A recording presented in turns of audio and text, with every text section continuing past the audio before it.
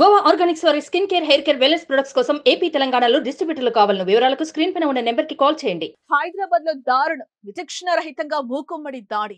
కుటుంబంతో నివసిస్తున్న ఇళ్ల మధ్యలో ఇలాంటి ఘటనను అస్సలు ఊహించలేం. మనం ఎక్కడున్నాం అనే అనుమానం కలగక మానదు. ఈ సంఘటనకు సంబంధించి తప్పు ఎవరిదో మనం నిర్ధారించలేం.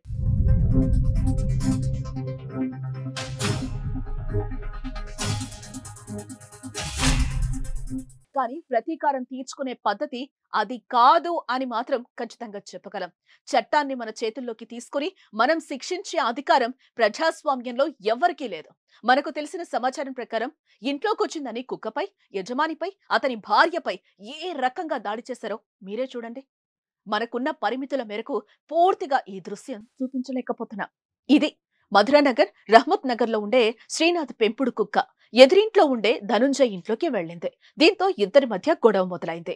అదును చూసి ధనుంజయ్ తన ఇద్దరు స్నేహితులతో కలిసి శ్రీనాథ్ భార్యపై, పెంపుడు కుక్కపై కర్రలతో దాడి చేసి కొట్టారు. సోషల్ మీడియాలో ఈ వీడియో వైరల్ గా మారింది. ఈ దాడిలో శ్రీనాథ్, అతని భార్యతో పాటు కుక్క కూడా తీవ్రంగా గాయపడింది. ప్రస్తుతం వారి ఆసుపత్రిలో చికిత్స పొందుతూ ఉండగా శ్రీనాథ్ పరిస్థితి విషమంగా ఉన్నట్లుగా తెలుస్తోంది. ఘటనపై కేసు నమోదు చేసుకున్న పోలీసులు విచారణ చేపట్టారు.